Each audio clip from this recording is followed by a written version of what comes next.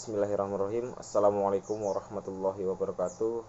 Perkenalkan, nama saya Muhammad Adi Susilo, dari Fakultas Teknik Industri.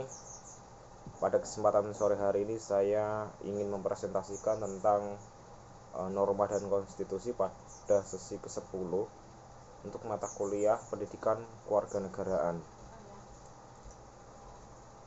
Untuk memenuhi tugas akhir semester pada pertemuan ke-14 dari mata kuliah pendidikan kewarganegaraan, langsung saja untuk membahas pada materi tersebut. Konstitusi di sini memiliki banyak sekali istilah, misalnya dari bahasa Perancis yaitu constituer, untuk bahasa Belanda yaitu constitutie, bahasa Inggrisnya yaitu constitution, dan bahasa Jermannya yaitu constitution, dan bahasa Latinnya adalah constitutio. Constituere artinya membentuk suatu negara atau menyusun suatu negara.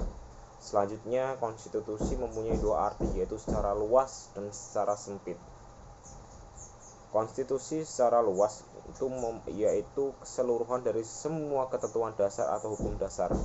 Sedangkan arti konstitusi secara sempit merupakan piagam dasar atau undang-undang dasar suatu negara, atau yang dikenal dengan istilah ioi constitutionale, yang berarti suatu dokumen lengkap tentang aturan dasar negara. Selanjutnya, dari Carl Schmitt sendiri membagi konstitusi dalam 4 pengertian, yaitu 1. Sebagai kesatuan organisasi yang mencakup hukum semua organisasi yang ada di dalam negara. Kemudian yang kedua yaitu konstitusi sebagai bentuk negara. Yang ketiga yaitu konstitusi sebagai faktor integrasi. Dan yang keempat yaitu konstitusi sebagai sistem tertutup dari norma hukum yang tertinggi di dalam negara. Untuk pengertian relatifnya, konstitusi dibagi menjadi 2 pengertian. Yang pertama yaitu sebagai tuntutan dari golongan borjuis agar haknya dapat dijamin oleh penguasa. Kemudian yang kedua yaitu dalam arti material, yang berarti konstitusi itu dapat dilihat dari segi isinya. Selanjutnya, ini pendapat dari para ahli mengenai pengertian dari konstitusi itu sendiri. Dari C.F. Strong mengartikan bahwa konstitusi itu sebagai sebuah kumpulan dari asas-asas yang melaksanakan kekuasaan pemerintah, hak pemerintah, dan hubungan antara pemerintah dan yang diperintah. Kemudian dari E.C.W.D. mengatakan bahwa konstitusi adalah sebagai tulisan yang menyatakan tentang rangka dan tugas pokok dari badan pemerintah sebuah negara dan menentukan apa saja pokok kerja dari badan itu. Kemudian dari Hermann Heller itu membagi konstitusi itu menjadi 3 tingkat, yaitu yang pertama konstitusi sebagai pengertian politik yang mencerminkan kondisi sosial politik sebuah negara. Yang kedua yaitu konstitusi sebagai pengertian hukum, merupakan keputusan hukum yang harus ditaati. Yang ketiga yaitu konstitusi sebagai peraturan hukum yang berupa tertulis. Selanjutnya dari K.C. Weir, konstitusi adalah keseluruhan sistem ketatanegaraan suatu negara yang berupa kumpulan peraturan yang membentuk atau mengatur pemerintah dalam memerintah suatu negara.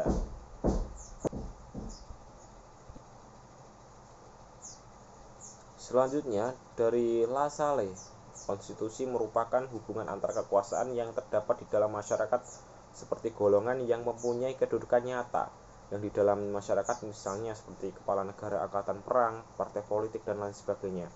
Selanjutnya dari L.G. van Apeldoorn,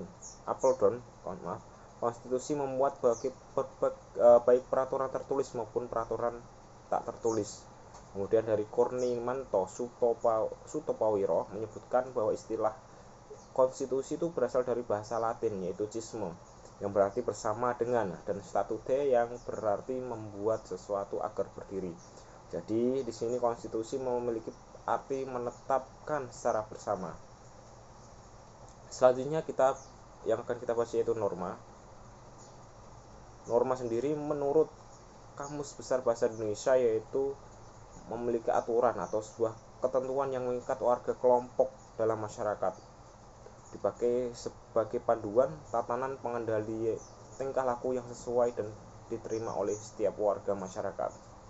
Untuk pengertian lain, norma diartikan sebagai kebiasaan warga masyarakat yang telah menjadi suatu aturan yang mengikat.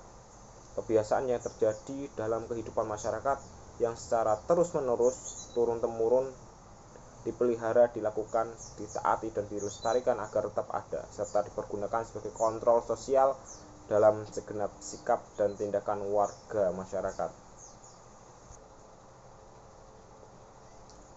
Selanjutnya ada macam-macam norma. Yang pertama adalah norma agama.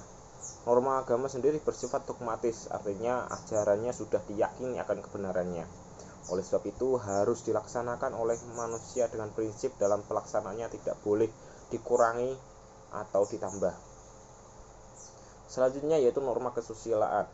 Secara universal, contoh manusia diajarkan untuk berbuat kebaikan dan meninggalkan keburukan. Jadi manusia yang ada di muka bumi ini wajib atau berlomba-lomba dalam hal kebaikan dan meninggalkan perbuatan yang buruk. Contoh pelanggaran dari norma kesusilaan yaitu jika dipercaya itu akan berkhianat, kemudian mengumbar aurat, berzina, berbohong jika berkata, dan masih banyak lagi tingkah laku atau perilaku manusia yang saat ini juga menyimpang dari norma kesusilaan. Selanjutnya yaitu norma kesopanan. Norma kesopanan itu menampilkan perilaku, perbuatan, tutur kata, atau lisan dan sikap seseorang dapat mencerminkan tingkat kualitas pribadi. Setiap orang akan sangat mudah memberikan kesimpulan terhadap orang lain sesaat setelah melihat perilaku, mendengarkan tutur kata, atau mencermati sikap seseorang. Misalkan kita baru saja ketemu sama orang baru ataupun teman kita yang lama, setelah kita ngobrol pasti kita bisa menyimpulkan orang itu seperti apa. Kita bisa lihat dari segi tingkah laku mereka, cara dia berbicara, dan sikap mereka itu seperti apa. Kita bisa menyimpulkannya orangnya seperti apa. Selanjutnya yaitu norma hukum.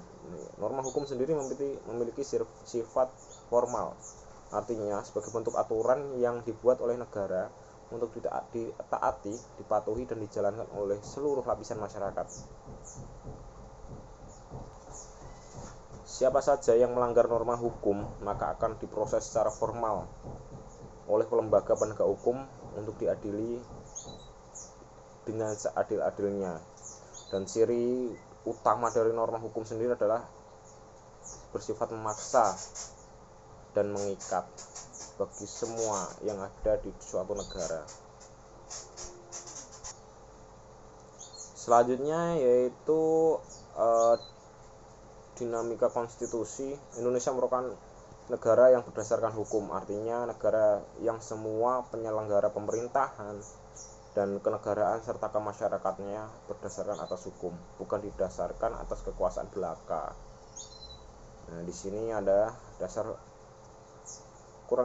ada 9 dasar hukum perubahan sistem. Yang pertama yaitu Undang-Undang Dasar Negara Republik Indonesia tahun 1945 pasal 18, 18A, dan 18E yang ditetapkan pada putusan amandemen kedua Undang-Undang Dasar Negara 1945 pada tahun 2000. Kemudian ada ketetapan MPR RI nomor 15 tahun 1998. Ketetapan ini sebagai dasar hukum yang mengatur tentang desentralisasi, yang isinya pengaturan tentang penyelenggaraan otonomi daerah di Indonesia, dan memberikan dasar hukum untuk mengatur beberapa urusan tentang pembagian pemanfaatan sumber daya nasional yang berkeadilan serta mengatur tentang perimbangan keuangan pusat dan daerah. Yang nomor 3 yaitu Undang-Undang Nomor 34 Tahun 2000 yang mengatur tentang pajak daerah dan retribusi daerah. Kemudian nomor 4 yaitu kekuasaan penyelenggaraan negara. Salah satunya ketentuan mengenai kekuasaan keuangan daerah yang diserahkan kepada gubernur atau bupati atau wali kota selaku kepala pemerintahan daerah. Yang nomor 5 yaitu Undang-Undang Nomor 1 Tahun 2004 yang mengatur tentang ketentuan pembendaharaan negara sebagai kelanjutan ketentuan Undang-Undang Nomor 17 Tahun 2003 tentang keuangan negara sekaligus sebagai perubahan Undang-Undang Nomor 9 Tahun 1968.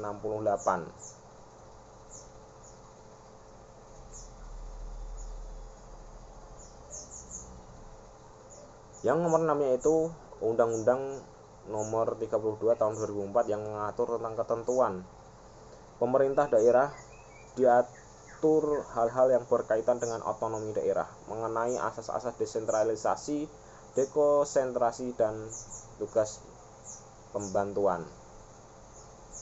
Selanjutnya yang nomor 7 yaitu Undang-Undang Nomor 33 Tahun 2004 mengatur tentang ketentuan perimbangan keuangan di antara pemerintah pusat dan pemerintah daerah. Kemudian nomor 8 yaitu Peraturan Pemerintah Nomor 55 Tahun 2005 yang mengatur ketentuan tentang dana perimbangan sebagai dasar hukum desentralisasi di Indonesia. Peraturan pemerintah ini merupakan pengaturan lebih lanjut dari beberapa pasal Undang-Undang Nomor 3 Tahun 2004. Selanjutnya yaitu nomor 9 Peraturan Pemerintah Nomor 58 Tahun 2005 yang mengatur ketentuan tentang keuangan daerah yang merupakan pedoman bagi ketentuan pengelolaan keuangan di daerah sebagai pelaksanaan dari asas desentralisasi. Nah, di sini ada perubahan konstitusi merupakan amandemen. Salah satu tuntutan reformasi yang isinya tuntutan tersebut adalah penghapusan doktrin dui fungsi ABRI yang terdiri dari fungsi pertahanan keamanan dan fungsi sosial politik dihapus, sehingga ABRI konsentrasi pada fungsi pertahanan dan keamanan. Untuk fungsi pertahanan dilaksanakan oleh TNI, sedangkan fungsi keamanan menjadi fungsi Polri. Selanjutnya yaitu penegak hukum, hak asasi manusia, dan pemberantasan korupsi, kolusi, dan nepotisme. Untuk selanjutnya yaitu tuntutan tentang pelaksanaan otonomi daerah, kebebasan pers, dan mewujudkan kehidupan demokrasi. Berikut beberapa latar belakang perlunya perubahan konstitusi melalui amandemen. Antara lain, kekuasaan tertinggi di tangan MPR, kemudian kekuasaan yang sangat besar pada presiden, kemudian yang ketiga yaitu pasal-pasal yang berlaku luas sehingga menimbulkan multitafsir. Yang keempat yaitu kewenangan pada presiden untuk mengatur hal-hal penting dengan undang-undang. Nomor 5 yaitu rumusan Undang-Undang 1945 tentang semangat penyelenggara negara belum cukup didukung ketentuan konstitusi. Nah, di sini ada fungsi konstitusi yaitu yang pertama sebagai landasan konstitusionalisme, yang berarti landasan berdasarkan konstitusi, baik konstitusi yang dalam arti luas maupun sempit. Yang kedua yaitu berfungsi untuk membatasi kekuasaan pemerintah yang sedemikian rupa sehingga penyelenggaraan kekuasaan tidak bersifat sewenang-wenang. Untuk yang nomor 3, konstitusi juga berfungsi sebagai membatasi atau mengendalikan kekuasaan penguasa agar dalam menjalankan kekuasaan tidak sewenang-wenang terhadap rakyatnya. Kemudian memberikan suatu rangka dasar hukum bagi perubahan masyarakat yang dicita-citakan tahap berikutnya. Yang ketiga yaitu dijadikan landasan penyelenggara negara menurut suatu sistem ketatanegaraan tertentu yang dijunjung tinggi oleh semua warga negaranya. Yang keempat yaitu menjamin hak-hak asasi warga negara. Dan demikian materi yang bisa saya presentasikan tentang norma dan konstitusi. Semoga dapat membantu dan bermanfaat bagi kita semuanya.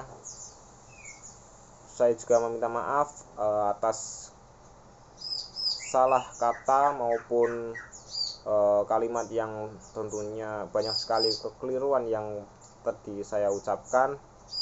Saya minta maaf, dan jika ada kesalahan ataupun kalimat yang lebih menyinggung mohon dikoreksi. Semoga dengan presentasi ini kita semua bisa mengerti lebih mengerti akan norma dan konstitusi yang ada di negara kita khususnya. Dan saya ucapkan terima kasih atas perhatiannya, kurang lebihnya mohon maaf. Wassalamualaikum warahmatullahi wabarakatuh.